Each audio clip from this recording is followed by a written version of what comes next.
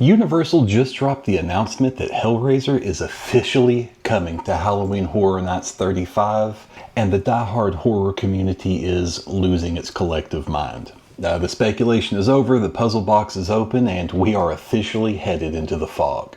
But let's establish some candid context right out of the gate. If you're anything like me, Clive Barker's universe has never been your specific flavor of horror. I'm a die-hard Crystal Laker at heart, and spending an entire weekend binge-watching the original trilogy to prepare for this video did not change that. But I will say this about all three of them. Hand to God, I don't know if I have seen better practical special effects in any horror movie short of The Exorcist. Lots of people in these Hellraiser movies end up with no skin, or taking someone else's skin, or being without skin. Every single time it's visceral and believable. HHN does gore exceptionally well, and I think they're going to go the distance with this franchise. In my video last year, I balked at the thought of there being a Terrifier house because there was no chance Universal was going to give us that bathroom, but they did, and it was probably the best house they had, even beyond my beloved Jason universe. I guarantee what Universal is cooking up behind the scenes here is enough to make anyone stand in a 90-minute line. I think we can all agree this maze is going to be an absolute powerhouse, and that may be largely because of the creative mastermind steering the ship. This maze is being designed by Dylan Coleth. If you follow HHN production, that name in and of itself is an absolute mic drop. He's the mastermind behind the breathless scale and faux rain of Dead Man's Pure Winter's Wake, the split paths of Dueling Dragons, and the insane force perspective tricks of Hatchet and Chains. That train coming through was absolutely incredible. You know the production value is going to be exceptional. Today we're skipping the sprawling, over-analytical film essays. My thesis here is simple. I watched the trilogy, and I'm going to give you the good stuff, the main players, the iconic settings, and the killer lines that I feel you're going to see translated into terrifying practical sets this fall. Let's take a look at the board. First up, the 1987 original that started it all.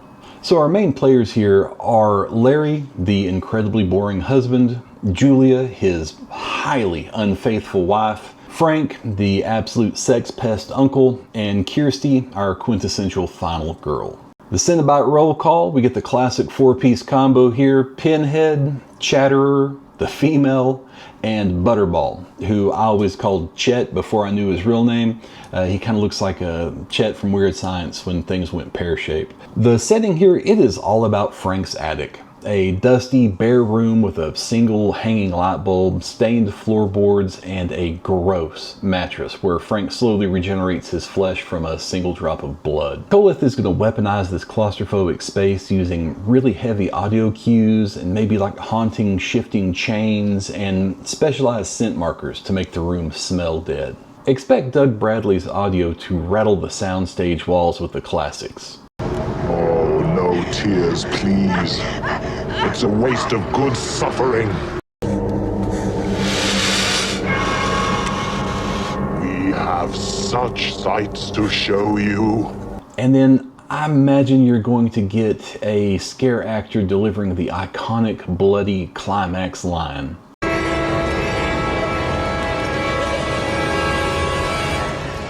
Jesus wept.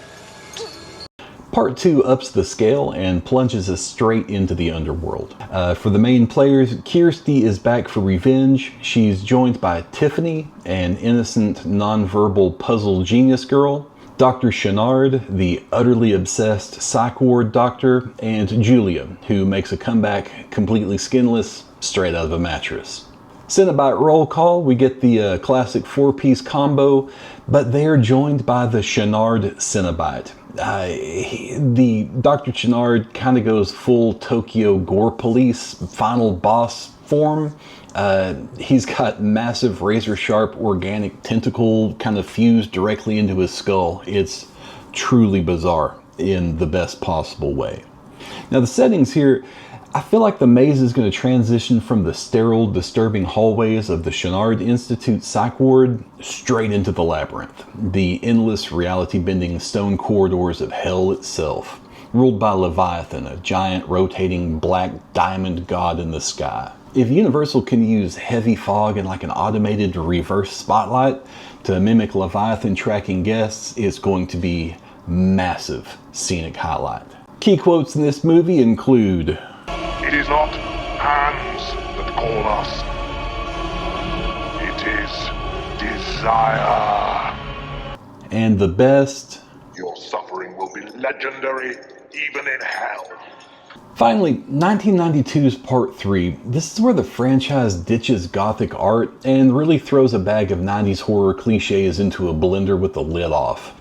Think of this as Nightmare on Elm Street 2 of the franchise. Pinhead just breaks his own rules, goes full slasher icon, and murders a whole club of people who never even touched a puzzle box. Shall we begin?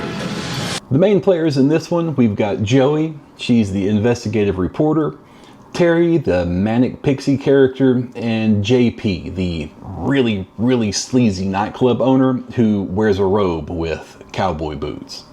Cenobites here, Pinhead is flying solo as a chaotic villain here, but he recruits a gang of deeply cringy action figure pseudo-Cenobites.